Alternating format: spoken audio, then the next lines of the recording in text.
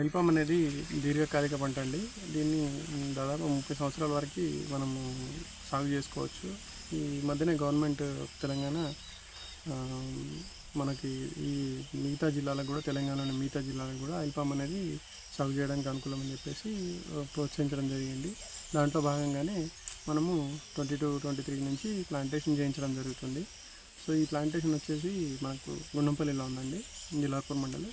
So ఇది 21-22లో plantation చేశారు మన ట్రయల్ ప్రాజెక్ట్ మోడ్ కింద. సో ఇప్పుడు ఇది కటింగ్కి వచ్చింది.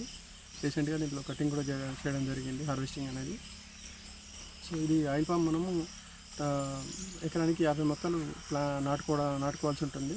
దాంట్లో 9 మీటర్లు 9 మీటర్లు అనే వ్యత్యాసంతో మొక్కల్ని నాటుకోవాల్సి ఉంటుంది. దీని ప్రకారం 50 మొక్కలు వస్తాయి. రైతుకి 193 రూపాయలు అనేది మొక్క ఉంది. దాన్ని గవర్నమెంట్ పూర్తి సబ్సిడీ పైన ఈ మొక్కల్ని ఇవ్వడం జరుగుతుంది. నామినల్గా రైతు కూడా ఏదో షేర్ ఉండాలనే ఉద్దేశంతో రిస్క్ మిటిగేషన్ ఫండ్ కింద ఒక 20 రూపీస్ మాత్రం రైతు నుంచి కలెక్ట్ చేయడం జరుగుతుంది. ఆ లెక్కను చూసుకున్నా కూడా ఎకరానికి 50 మొక్కలు వస్తాయి కాబట్టి 20 × 50 అనుకున్నా కూడా 1000 రూపీస్ ఫార్మర్ ప్లాంటేషన్ కట్టాల్సి ఉంటుంది.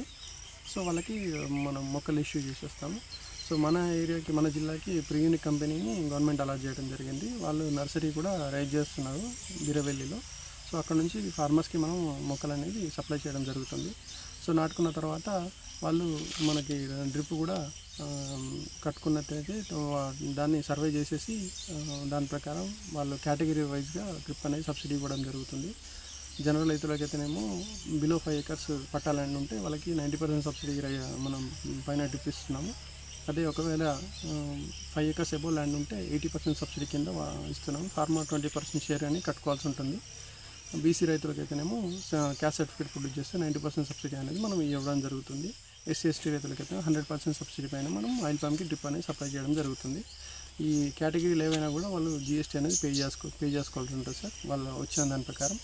సో ఈ ఆయిల్ పామ్ విషయానికి వస్తే ఈ మొక్కలు అనేవి దాదాపు 3వ సంవత్సరం ఎండింగ్ నుంచి 4వ సంవత్సరానికి మనకు దిగుబడికి స్టార్ట్ అవుతుంది సార్. సో దాంట్లో దాదాపు మనము మంచిగా సస్యరక్షణ చర్యలు చేసేసి వాటికి మనం ఎరువులు సకాలంలో యాజమాన్య పద్ధతులు పాటిస్తే మనకి దాదాపు 7 నుంచి 10 టన్నుల వరకు కూడా దిగుబడి పొందే అవకాశం ఉంటుంది.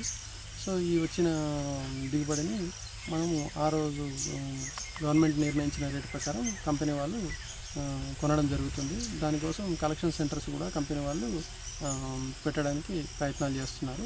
ఈ పంట అనేది 4వ సంవత్సరంలో మనకు గెలలు కోతకు వస్తాయి సార్. దాంట్లో గెలలు ఎలా మనం గుర్తించాలంటే గెల రంగు అనేది మారడం జరుగుతుంది. నలుపు నుంచి నారింజ రంగుకు అనేది కాయల రంగు అనేది మారడం జరుగుతుంది. దాంట్లో ఇంకా ఒక 5 నుంచి 10 కాయలు అనేవి వాటికవే గెల నుంచి కిందికి రాలడం, ఇటువంటి మనము లక్షణాలు గమనించినప్పుడు మనం గెల కోతకు వచ్చిందని గమనించి వాటిని 5 సెంటీమీటర్లు కాడ ఉండేటట్టు చూసుకొని గెలను కట్ చేసేసి వాటిని మనము వేయ్మెంట్కి తీసుకెళ్ళి వేయ్మెంట్ చేసి కంపెనీ వారికి అప్లై చేస్తే వాళ్ళు అక్కడ నుంచి వాళ్ళ మిల్లుకి తరలిస్తారు. సో కలెక్షన్ సెంటర్ వరకు తీసుకెళ్లాల్సిన బాధ్యత మాత్రం రైతులది ఉంటుంది సార్. అక్కడ నుంచి వాళ్ళ కంపెనీ వాళ్ళు మిగతాదాన్ని భరించేసి తీసుకెళ్తారు.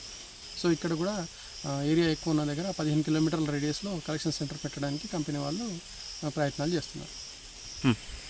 మనము ఈ విధంగా ఆయిల్ పామ్ నాటుకున్న రైతులకి అంతర్ పంటకి ప్రతి సంవత్సరానికి ఒక ఎకరానికి అంతర్ పంటకి 2100 రూపాయలు, తర్వాత పంట యాజమాన్యానికి కూడా 2100 రూపాయలు చొప్పున గవర్నమెంట్ అనేది సబ్సిడీ ఇవ్వడం జరుగుతుంది. ప్రతి ఎకరానికి 4200 రూపాయలు చొప్పున గవర్నమెంట్ అనేది సబ్సిడీ ఇస్తుంది ప్రతి సంవత్సరానికి. ఇట్లా 4 సంవత్సరాల వరకు పంట వచ్చే వరకు గవర్నమెంట్ సబ్సిడీ అనేది రైతులకు ఇవ్వడం జరుగుతుంది. For more videos like this, subscribe Big TV channel.